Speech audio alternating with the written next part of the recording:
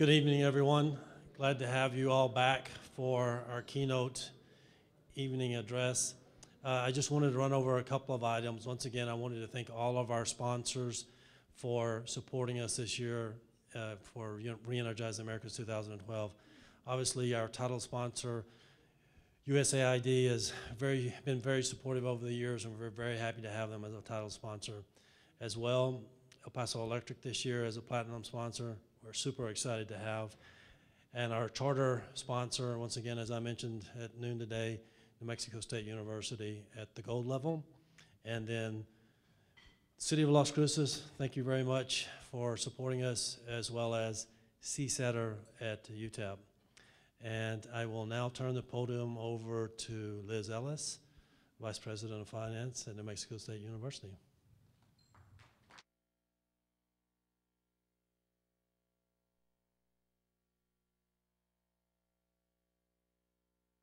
As most of you know, as a public institution, all of our salaries are on record, and I'm really thrilled to hear about my promotion because I checked out the salary of the Vice President of Finance, and it was substantially above what I make. But I do appreciate my introduction. I'm actually the department chair for the Academic Finance Department at New Mexico State University in the College of Business, and I am truly thrilled to have been given the honor of introducing your keynote speaker tonight, and I'll tell you why I'm particularly thrilled in a minute. But our keynote speaker has a career in energy that spans over 30 years. You're not going to believe that when you see her, because she certainly doesn't look old enough to have had a 30-year career in Shell Oil, but I can tell you for sure that she does. And it started right here at New Mexico State University. I think the reason I've been given this honor is that she is a graduate of the finance department in the College of Business, and actually a contemporary of mine. We graduated at the same time, and I've been spending some time today contemplating how she ended up where she is and how I ended up where I am, and kind of the differences. And I plan on telling my students tomorrow and using this as an illustration of, you make choices, and those choices lead you to different places. And Julie Dill has certainly been very successful in her career, and I'm very proud of the fact that she's a native daughter of New Mexico, as am I, and that she has made choices that have brought her to an incredible leadership position in a major energy company, and a really fascinating career. Our keynote speaker started her career with Shell Oil Company, and she must have impressed them because she quickly rose into a leadership role as a new finance graduate. She eventually moved from Shell Oil Company to Duke Energy Company, and at Duke Energy Company she held a variety of executive and leadership positions. I'm not going to go through all those different positions, but they culminated, I think the last position at Duke Energy, or Duke Energy International, was that she was the executive vice president of the Asian Pacific division, and ran their operations in Australia, New Zealand, and Indonesia. Eventually, as I understand it, Duke Energy decided to spin off its gas, the gas portion of its operations, and that became Union Pacific, and Julie moved with that gas business into Union Pacific and rose to the position of president at Union Pacific. Eventually, and I believe Spectra Energy is also a related company, or was part of Union Pacific. She went with Spectra Energy, and today she's the President and Chief Executive Officer for Spectra Energy Partnerships LP, which is a partnership formed by Spectra Energy. She also serves as a Group Vice President of Strategy for Spectra Energy.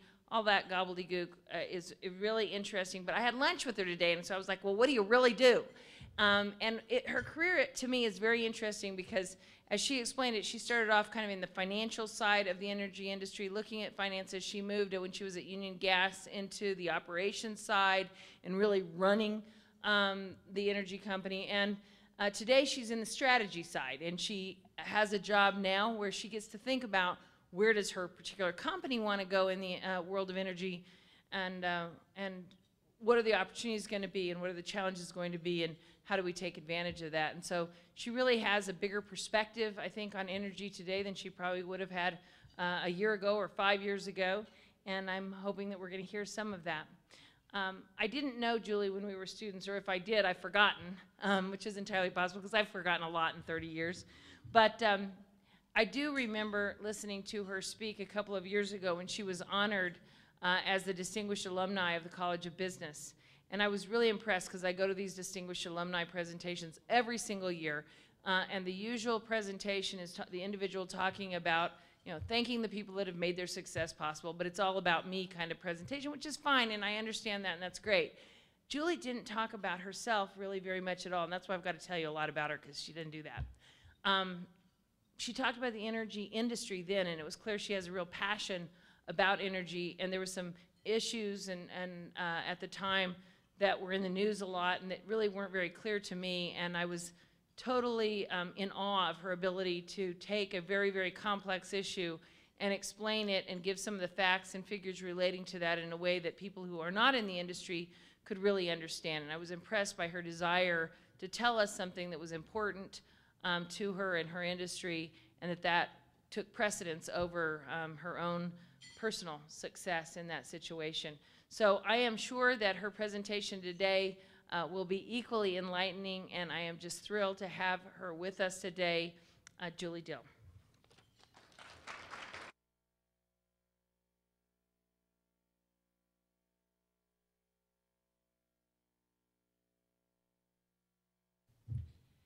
Thank you, Liz, for that very generous introduction. You will be very happy to know I do not have PowerPoint slides. Thank you. I understand that you've had a really interesting conference and some really great things to think about.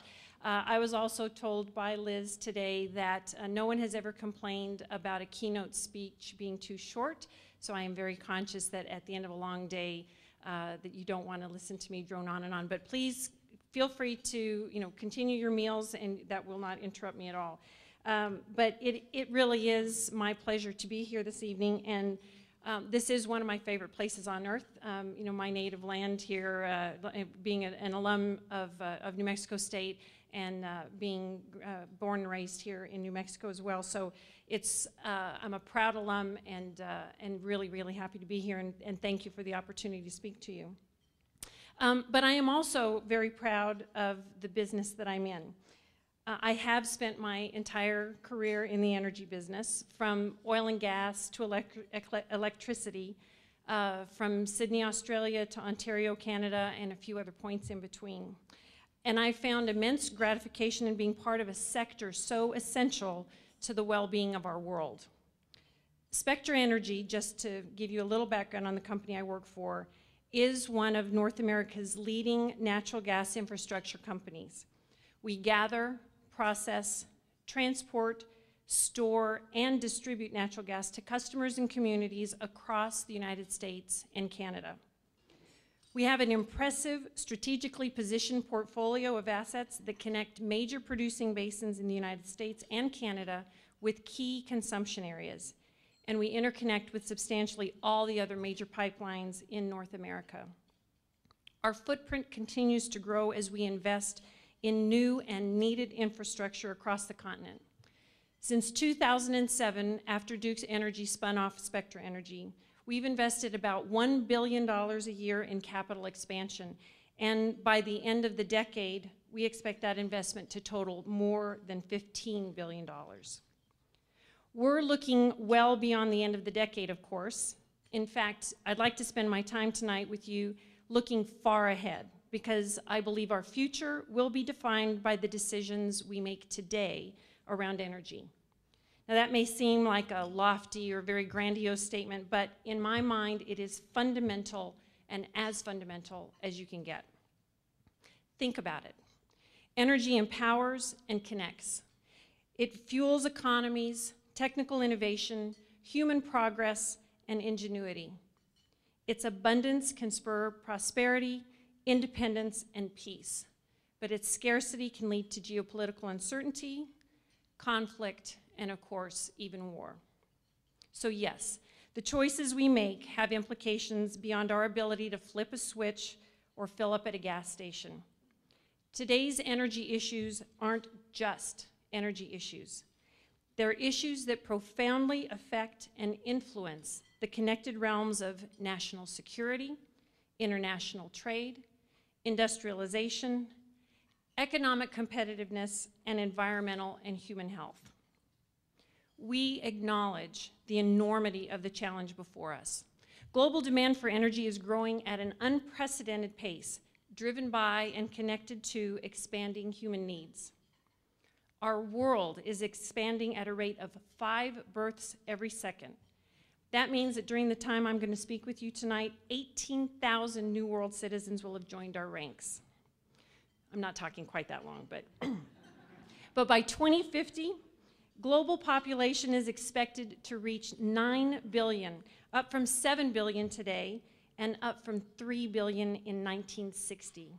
That means that our world will have experienced a population tripling in less than a century.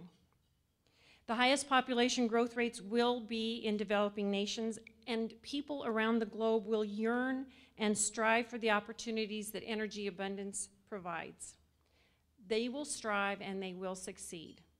By 2025, it's expected that emerging markets will make up 60% of our global economy, up from about 48% today. Demand for energy is likely to double, even triple, in the first half of this century. And within just 15 years, global natural gas consumption could increase 40 to 50%. With those extreme levels of projected growth in population, economic markets, and energy demand come real concerns about environmental sustainability. How do we serve the energy needs of a growing world while protecting our environment? How do we make the right choices, the wise choices that afford opportunities not just today, but for future generations? There are no easy answers, but there are some reliable themes and even some good news. So I'm a bit of a transplanted Texas gal now, so I'm going to talk about big hat themes, if you will. So first off, we're going to need a diverse energy mix. There is not a fuel source available today that can single-handedly meet our current energy demand, let alone our future demand. And quite frankly, we don't want to stake our future to a single source. We know how precarious putting all your energy eggs in one basket can be. As President Obama and others have indicated, we need an all-of-the-above energy strategy that encompasses conventional sources, renewables, and gains in efficiency. We do indeed need an all-of-the-above approach to energy, or maybe, as we might say here in Las Cruces, the whole enchilada. I had enchiladas for lunch, sorry, I'm projecting. Okay, nuclear energy. Nuclear energy is a viable, clean alternative, and I'm a fan of nuclear. My father worked at the Los Alamos National Laboratory, but post-Fukushima, the shine has certainly come off nuclear power. And the risks to building a new reactor are enormous, as timelines are long and costs can be well in excess of $10 billion. We have a deep bucket to fill. Our world's thirst for reliable energy is great and growing. Conventional fuels will supply the majority of demand during the coming decades because they're reliable, proven, efficient, and can be stored. Renewable energy sources like geothermal, wind, and solar, beloved here in the Southwest, will be an important part of our energy future, but they're not of the scale and scope yet to move the needle in a meaningful way. Under the most ideal circumstances, it takes 1,500 windmills, each 300 feet high, to equal the output of just one nuclear power plant. And consider the footprint. A natural gas-fired generation facility that's built on just 10 acres generates 1,000 megawatts of electricity. It takes 10,000 acres of solar panels to generate the same amount of energy, and 40,000 acres of wind farms. And today, siting anything is proving to be very difficult. My point is this: alternative sources are essential and an increasingly important part of our go-forward portfolio. But the reality is that fossil fuels account for 80% of the world's energy today. And in fact, even looking forward to 2025, 80% of world energy consumption will continue to be hydrocarbon-based, as renewables are not expected to significantly displace traditional sources for many years to come. Now, that doesn't mean that we turn our attention away from renewables. The good work underway needs to continue and to accelerate. We need to support and encourage alternative energy sources, but not through mandates and subsidies, but by allowing the market to work and identify viable fuel choices and then bring the best of the best to commercial scale. Energy is a big ship to turn. It requires big investment, big projects, long lead times, and rigorous regulatory processes.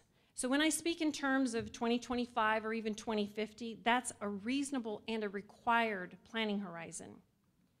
So what does it take to turn the ship? Innovation, human ingenuity, and the shale gale force that's redefining our energy outlook here in North America and across the world. The fact that we can affordably tap into vast fields of tight gas and gas from shales and recover centuries worth of reserves that up until a few short years ago were deemed out of reach, that's due to the advances of horizontal drilling and hydraulic fracturing. And that technology is now being leveraged and used to produce shale oil and the associated gas that comes with it. That technology combo now makes it possible for us to produce energy safely and economically. Now, I expect some of my friends here in New Mexico are already aware of this, as the Permian Basin has significant oil and gas reserves right here. In fact, the U.S. Energy Information Administration indicates that at the end of 2010, which is the most current data available, New Mexico had oil reserves of about 825 million barrels, compared to just a year before when that number was 700 million barrels. Reserves went up in the Permian. And the same can be said of natural gas, although to a much lesser extent, primarily due to declines in the San Juan Basin. But it is a tremendous change we have. North America's shale reserves are huge, exceeding all expectations. Spin the wheel and choose your expert, whether it's the Department of Energy, the Potential Gas Committee, MIT, IHS Global Insights, the U.S. Energy Information Administration.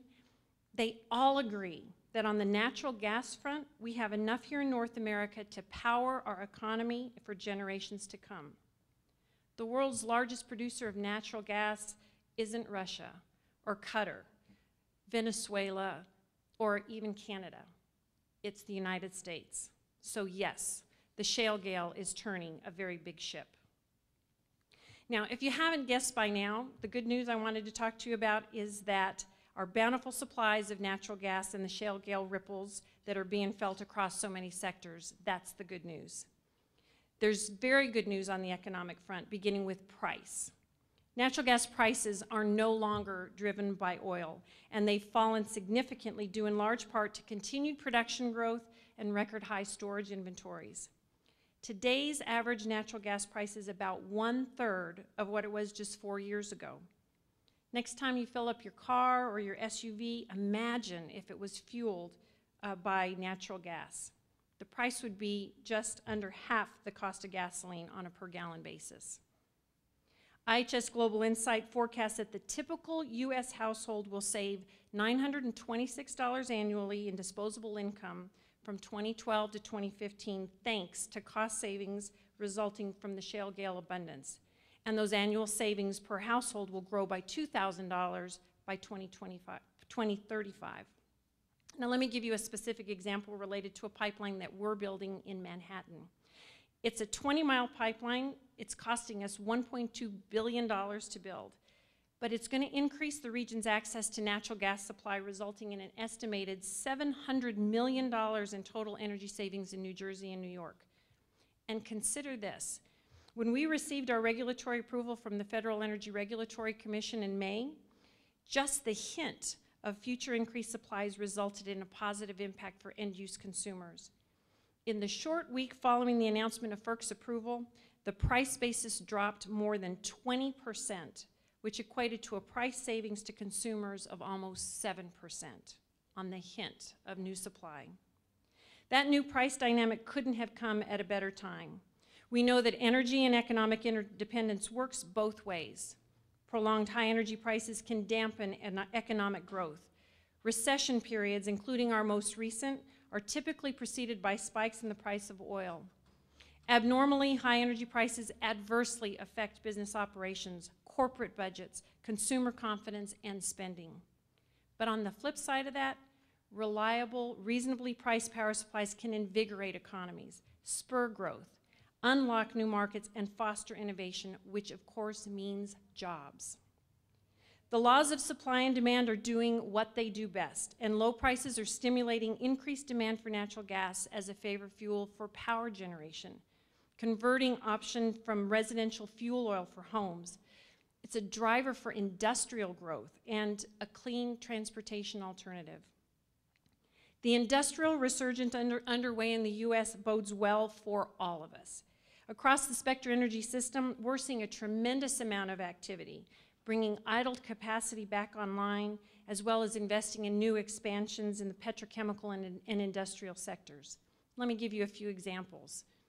Dow Chemical recently announced plans to build a world-class ethylene production plant in Freeport, Texas, at a cost of $4 billion. They cited the low price of natural gas as a result of that. That project's going to create, on average, 4,800 jobs, but at its peak, the project will employ over 35,000 people. Shell plans to build a world-scale ethylene cracker in Pennsylvania. That project represents an investment of about $2 billion and the creation of 10,000 jobs. And they're not alone. Big multinational companies like ExxonMobil, Dow, Bayer, BASF, and Aether, they're all lining up plans to increase ethylene capacity, and the levels of investment to each run the gamut, from $750 million to the low end, on the low end, up to $5 billion. Sasol plans to invest $8 to $10 billion in Louisiana to develop North America's first natural gas to liquids facility. Formosa Plastics is planning significant expansions of about $1.7 billion to its Point Comfort, Texas site. Steel companies like U.S. Steel and Nucor are planning on expanding facilities or building new steel mills here in the U.S. And even more notable is the fact that we're seeing domestic relocation of plants currently based overseas, like Methanex Corp's facility, whom they moved a factory from Chile to Louisiana to take advantage of low natural gas prices. The benefits of affordable energy costs to U.S. industry and manufacturing is tremendous. Shale gas could reduce manufacturing costs by $11.6 billion a year and create 1 million additional manufacturing jobs by 2025. By 2017, lower natural gas prices will drive almost a 3% increase in U.S. industrial production and almost a 5% production boost by 2035. And the American Chemical Council projects that a 25% increase in ethane would create more than $132 billion in economic output by the petrochemical industry. The job and revenue creation potential associated with shale gas is significant. The development of that shale gas has supported more than 600,000 American jobs in 2010, will support 870,000 jobs by 2015, and 1.6 million by 2035. Right here in New Mexico, about 46,000 jobs are supported by natural gas. And these are good, high-paying jobs. So consider this. The average worker in the U.S. makes $44,000 a year, and the average pipeline worker makes $65,000 per year. Over the next 25 years, the shale gas industry will generate more than $933 billion, with a B, in tax revenues and royalties for local, state, and federal governments. And the GDP contribution from shale gas is growing too, from $76 billion in 2010 to a projected $118 billion by 2015. Exports. Our neighbors to the south in Mexico are looking to convert power generation stations to natural gas, but are in need of additional supplies. So there is an opportunity for us to be an exporter of natural gas to Mexico. But the 180-degree turn we've seen with liquefied natural gas, or LNG, is another then and now reminder of what a significant shift we're in the midst of. It was only 5 years ago that the U.S. was contemplating the notion of importing significant volumes of LNG from abroad. Today, companies on the U.S. Gulf Coast and Canada's West Coast are seriously considering and pursuing LNG export opportunities. Let me put this in perspective. In 2007, we estimated almost 15% of our natural gas supply would be imported to North America by 2015. Looking at that now, it's less than 1% that's being imported, and by 2016, we expect we will be an exporting North American body. Just last month, our company announced our intent to develop, in partnership with the UK-based BG Group, a new transportation system from northeast British Columbia to serve a planned LNG export facility on BC's northwest coast. The pipeline system holds tremendous promise for that province. It'll drive continued investment in finding and producing natural gas, create new direct and indirect jobs during construction and ongoing operation, and ultimately help to secure the province's position as a competitive energy leader. Exporting natural gas to the world's fast-growing economies will grow North American jobs dramatically and infuse federal, state, provincial, and local treasuries with needed new tax revenues to support the public programs that are important to us all. Which brings me to more good news. Increasing energy independence. The bounty of North American natural gas is helping reverse our country's long dependence on foreign oil. We're reversing a 20-year decline in energy independence, increasing the proportion of demand met by domestic sources over the last 6 years to an estimated 81% in 2011, the highest level since 1992. The implications of shale gas in moving us toward the long-sought goal of energy self-sufficiency cannot be overlooked. Reduced geopolitical risk and uncertainty. Freedom from the stranglehold of importing millions of barrels a day of oil, much from it from countries whose interests run counter to our own, and even the avoidance of war, conflict, and lives lost. That's huge. Today, approximately 98% of the natural gas we use in America comes from North America sources. A greater reliance on our own vast domestic supplies can further advance national security and create clean energy jobs here at home. Now, the third bit of good news really isn't news at all. We've long known that natural gas is good for the environment and the cleanest burning conventional fuel available today, emitting half the carbon dioxide of coal, 30% less than fuel oil, and essentially no mercury, sulfur dioxide, or particulates. Natural gas has an additional upside when it comes to power generation, including low capital and operating costs relative to other technologies, lower water use, and a similar, smaller land footprint, as I mentioned before. We need to increase our use of natural gas as a power generation fuel and realize the resulting cost, greenhouse gas emission reduction, and other environmental gains. We're seeing a significant shift on the front as power generators, particularly in the southeast and the northeast U.S., work to replace retiring coal units with cleaner burning natural gas. Natural gas has a critical and compatible role to play with renewable sources as well. Even here in beautiful Las Cruces, the wind doesn't always blow and the sun does not always shine. So the intermittent nature of wind and solar makes reliable backup power essential, and natural gas is the natural partner for renewables, given its environmental profile, scale, and suitability to distributed installations. Now, despite all of this good news, the gift of natural gas tends to get overlooked or at least underappreciated. There are those who would have us forego all hydrocarbon fuels and tie our energy fate exclusively to renewables. Others grudgingly give a nod to natural gas, viewing it as a temporary bridge fuel that will help us bide our time until solar and wind technology arrive at the desired level of scale and cost competitiveness. Now, I tend to bristle at the bridge fuel label because it sells natural gas short. The bridge concept implies an end point, and that's not a point we're willing to concede. Natural gas does provide us with the gift of time when it comes to renewables, but it is far more than a bridge to the future. Natural gas, we believe, is a foundational fuel for the future. We have more than 100 years of supply, or some are even saying more than 200 years of supply, right here in North America, and the human ingenuity that secures and expands that supply is expanding too. We need the diversity of supply when it comes to energy, not the either-or ultimatums posed by the short-sighted. Jobs versus the environment, coal versus nuclear, wind versus natural gas, conservation versus production.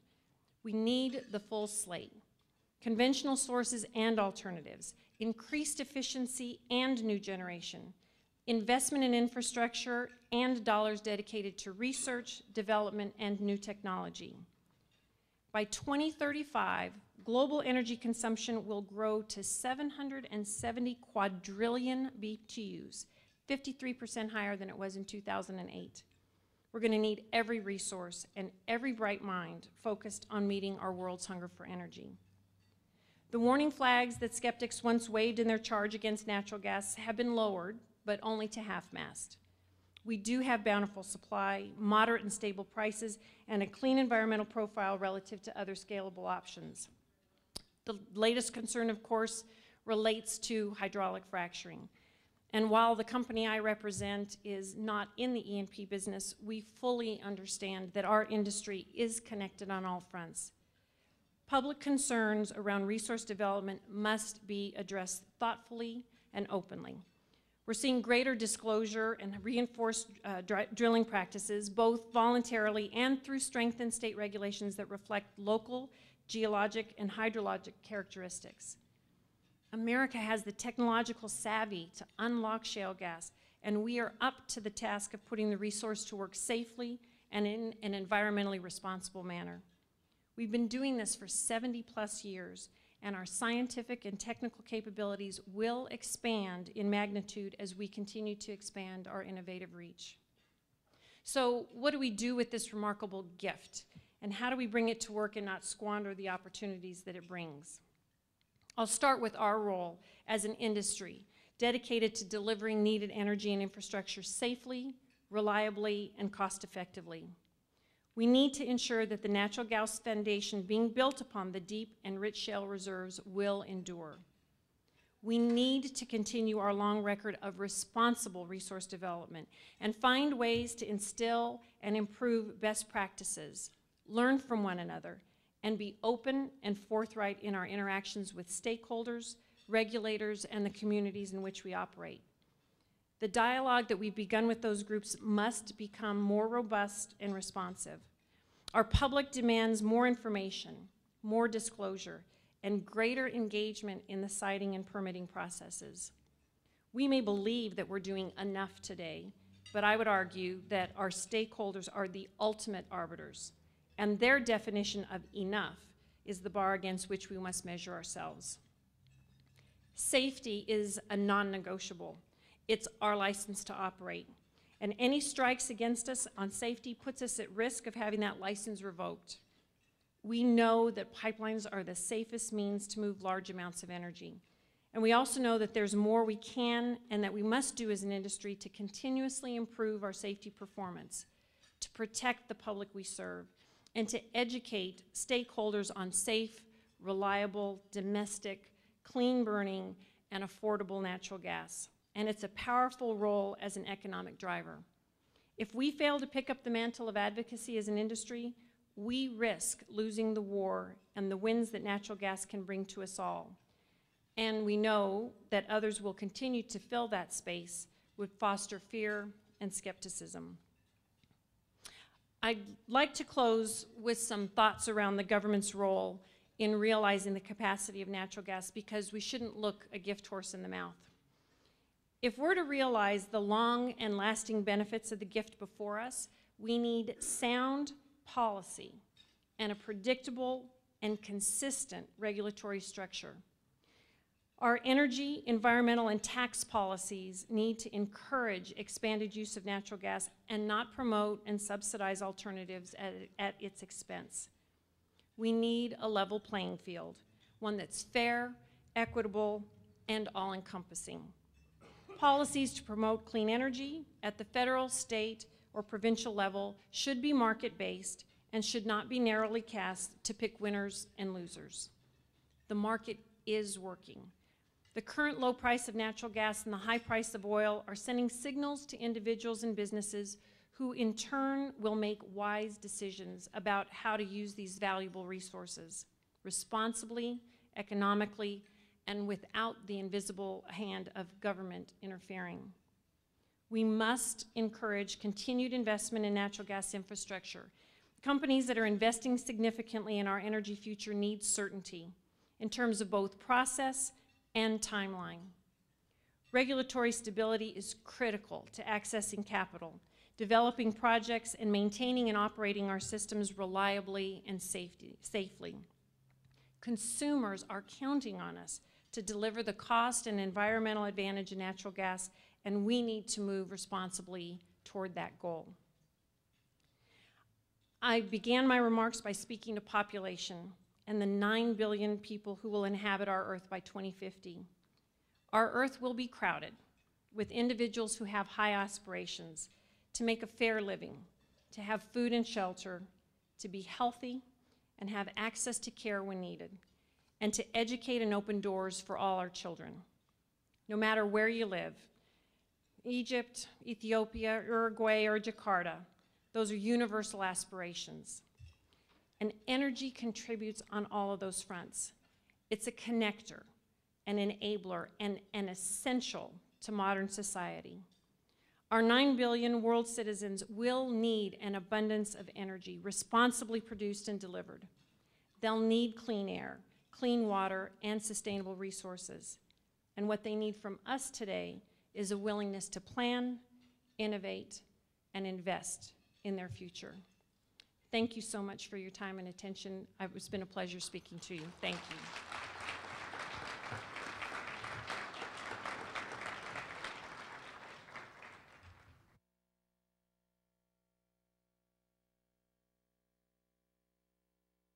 I'm happy to take questions if anyone has any, or you can just talk amongst yourselves. Yes, sir.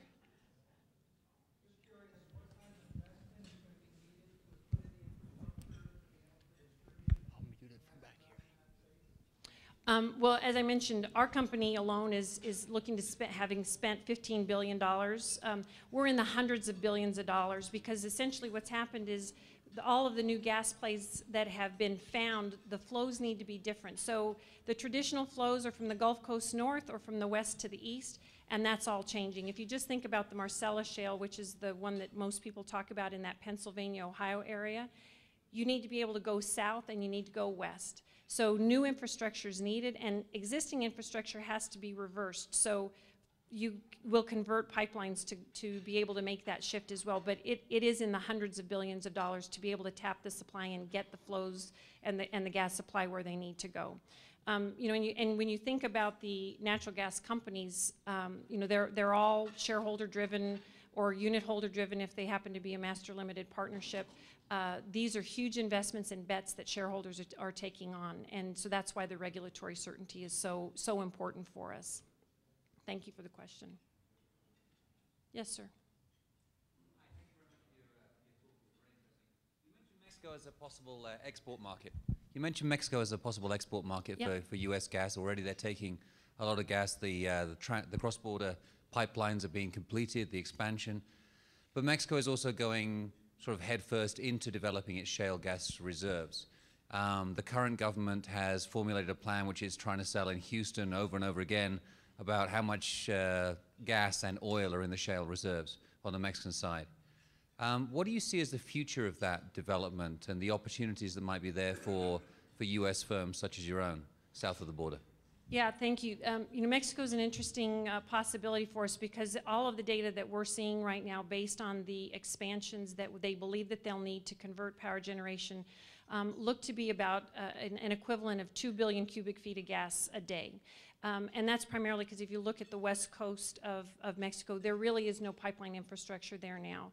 So that's going to be an interesting proposition. I saw in the news today that there's one company, Kinder Morgan, that has actually put out a request for, as an open season, to talk about gas potential to be able to move into Mexico. You know, the issue that we have and what we debate is how what's the freedom that we might have in regard to dealing with a company like Pemex, who is so very aggressive and so large in Mexico. And as an independent company, can you really run and operate a pipeline like you need to run it if you did it here in the United States? So there's those political concerns that you have, and while they need the gas, Pemex, I'll just be very honest, I think is a bit of a block in that regard, because we've not seen an openness necessarily to welcome someone else to come in and have a business into Mexico. But it's certainly one that we need to take a look at, and with the prolific shale plays that we have here in Texas, to be able, it's not far to take it from the Eagle Ford or the Permian into Mexico. There's a real opportunity there. And while there are some reserves of their own in Mexico, they haven't been able to fully develop those, and they're coming into a bit of an energy crunch that they need to resolve as quickly as possible. So it's one that we continue to watch and see, do you build a pipeline to the border and then let Pemex take it, or is it something to be able to build the infrastructure actually into Mexico? Thank you for that. Yes, Jim. When you talk about regulatory certainty, it seems to me maybe a little bit surprising that the easiest part of that is at the federal level. That the really hard part of that is at the state and local level. And Pennsylvania, for example, was caught off guard by the Marcellus Shale. They had no severance tax. They didn't know what to do. Could you comment on some specific kinds of things you need in terms of regulatory certainty, both at the federal level and the state and local level? Yeah, I think maybe the best way to answer that question is just to give you an example. And I mentioned this pipeline that we're building into Manhattan. Again, it's 20 miles, so that's not very far. It took us 3 years to get all the permitting necessary that was required, whether it was the federal government, the folks in Jersey City. You've got Mayor Bloomberg that's on one side and former Mayor Giuliani on one side, and you've got others on the other, and just trying to go through the public process, which is important because you've got to make sure that people have an opportunity to raise concerns and issues. But 3 years is an extraordinary amount of time for that amount of pipeline. And when you consider $700 million of energy savings to those communities, it's impossible to understand why we can't have a greater coordinated effort. In Canada, we raised this same issue because we were seeing so many delays of getting authority to be able to build pipelines. And so the government in Canada has now taken almost a one-and-done approach. They have a coordinated policy, and you go in and they have all of the agencies there at one time. You don't have to go from agency to agency to agency. And so they're streamlining their processes because they know if they miss this window of opportunity to take advantage of exporting, whether it's oil or gas into Asia, they are going to miss an unbelievable economic opportunity. And the U.S. can learn a lot from streamlining those operations. It just really is, it's not saying that we don't want to go through a public process, but tell me what it is I need to do so I can go through and plan. But when the rules continue to change, or you have yet another bit of uncertainty, it throws things into a ringer. I'll just tell you, I saw today on our Manhattan project, apparently Jersey City is requesting that the FERC reopen that decision, even though we are underway in drilling. And there's naked people painting themselves green and hiding, hanging onto our equipment. And if you go onto the websites and look at some of this stuff, it's really quite disturbing. Naked green people, never thought I would see that on a job site. But if the FERC were to come back and reopen this, I mean, what is that? Like I said, we've got equipment on the ground, people going, and the drilling has begun. So it's that uncertainty that really runs the risk here. So a follow-up. Yes, sir. The federal government passed legislation to say this is so important that this is a federal issue and the states and counties don't have anything to do with it.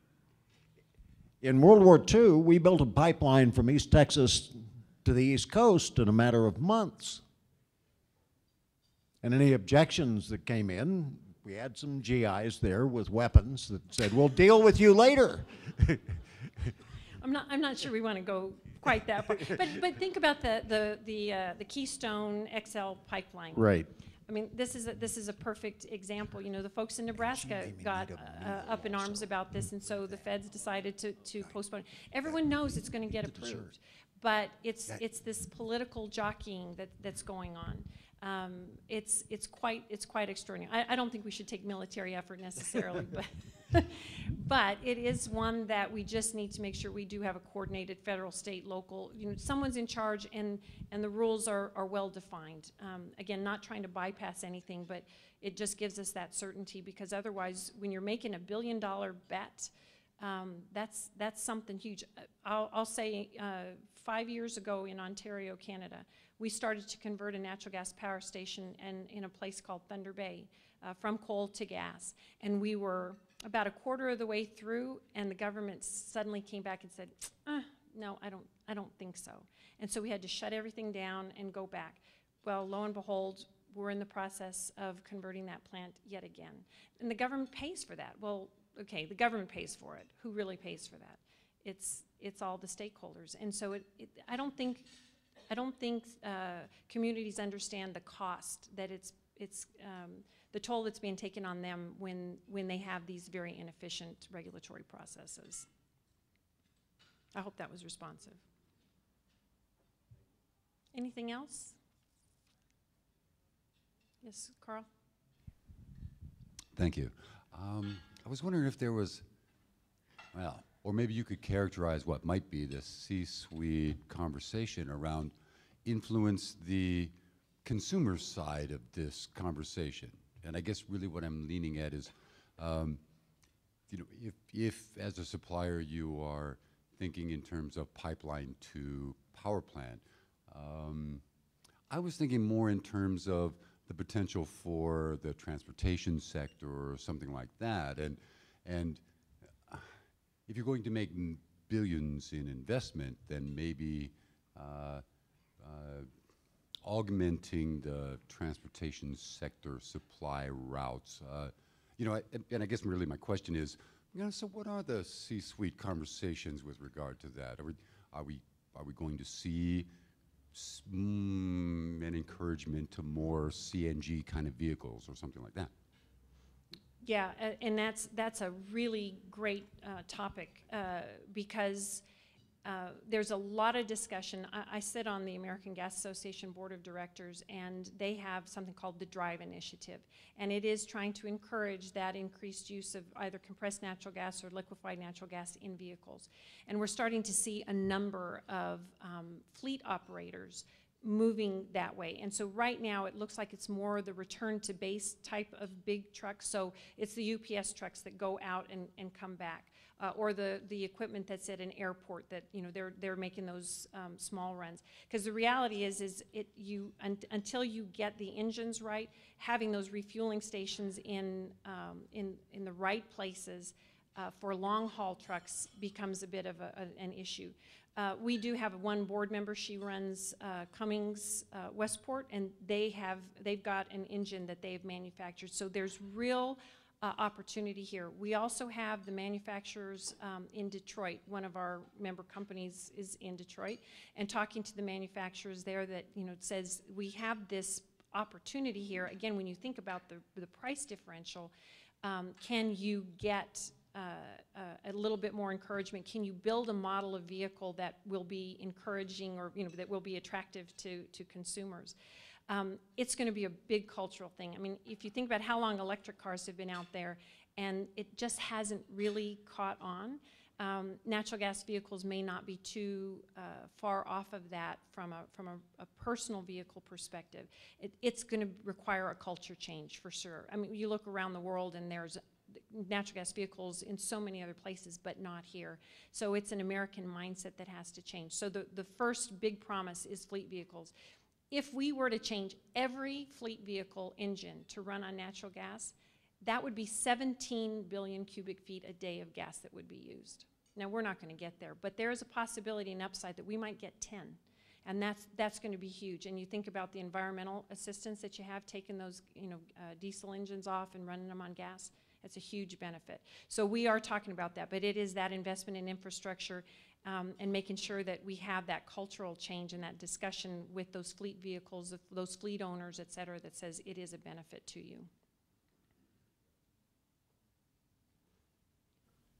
Hi. Hi. My question is, the recently elected president of Mexico, Enrique Peña, has been traveling. He went to Brazil and talked to people from the oil company in Brazil. And then he traveled to Europe and had meetings in England and had meetings in Germany. And basically what he's been talking about in these meetings is that he is interested in opening the Pemex for private investment. I would be very interested to know your opinion on this subject as a company from the U.S. interested in that sector, and if you think it's a viable thing to be done in the next 6 years in Mexico. You know, part of my, Liz alluded to it before, I worked at Duke Energy on their international business, and part of what we were trying to take advantage of was when governments were saying, we don't want to be in the energy business anymore, right? We want to privatize all of this, and so, you know, that's when we moved into Brazil and Peru and Argentina and Ecuador and El Salvador, and we took advantage of governments saying, we're not good at this, and we ought to let someone else come in and invest. I think it's a real opportunity, and I compliment the new president, you know, in regard to his being open-minded to thinking that this is a possibility. It's a long-held view in Mexico. It's a tradition. I think it will be a bit difficult, but I think I'm encouraged by the foresight that says maybe in order for us to make sure that we can continue our development and continue to serve the needs of the people in Mexico that we need, that maybe the right answer is to be able to have some private investment in there as well. So it'll be a really interesting one to watch, and I'm hopeful and I'm encouraged that he's been that vocal about it. Thank you for that. Julie, I don't remember if Spectra owns any LNG terminals. Do they? Do y'all? We did, and we sold it, and now we're kind of going, damn. Okay. Yeah, but not currently. We do not. No. So the reason I ask that is, you know, my understanding is I hear a lot about exporting natural gas via LNG, but so far I think it's only Cheniere that's been able to reverse their terminal. And I noticed, I think you said that you're building a line in British Columbia to a terminal that'll be exporting it. So I've heard from foreign investors that there's no way they're willing to plow money in the U.S. for an LNG terminal because it's so onerous regulation-wise. Do you see that kind of changing? I imagine you're involved with INGA. Do you see in your capacity there maybe federal regulation changing at a level to where maybe it's not so onerous to change these terminals around so that exporting it really kind of does become a reality? Because I personally don't think it's going to be the panacea that we think it is because of this reason. Yeah. What are your thoughts? I think it's, you know, the Department of Energy is, they keep delaying their decisions on whether or not we're going to allow exports. And when you have companies like a Dow Chemical, I mentioned that they want to build this world-class ethylene plant in Texas. They are actually lobbying the government that says do not allow exports at all, because I am making this $4 billion bet in the U.S. because of low natural gas prices. If now you allow gas to be going somewhere else, all that means is that gas prices are going to go up, and that's a bad thing for myself and, of course, for consumers. There are a number of permits that have been applied for on the Gulf Coast. The most recent, which I found very interesting, is a joint venture between ExxonMobil and Qatar Petroleum. So, and Qatar would have a 75% interest in this. Qatar's got one of the greatest gas reserves ever, and they've got a great LNG export possibility, and they're more centrally located to be able to ship gas to Australia. But the idea that they want to come here, I mean, they're making an arbitrage decision in terms of what the price is here versus the price they can charge overseas. So there is a bit of an opportunity that people are seeing. The question is, will the government allow us to do it? Personal view, I think there will be one facility that will be built on the Gulf Coast, maybe two, and one on the west coast of British Columbia, and that'll be it.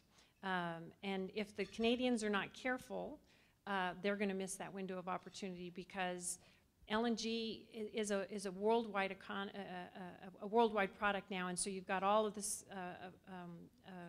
capability in Australia that's being built out in Qatar, now in East Africa. You know, they're looking at it in South America now. You've got all of this in the U.S. I mean, at some point, and China says they've got a huge amount of shale reserves, and ultimately they will exploit that.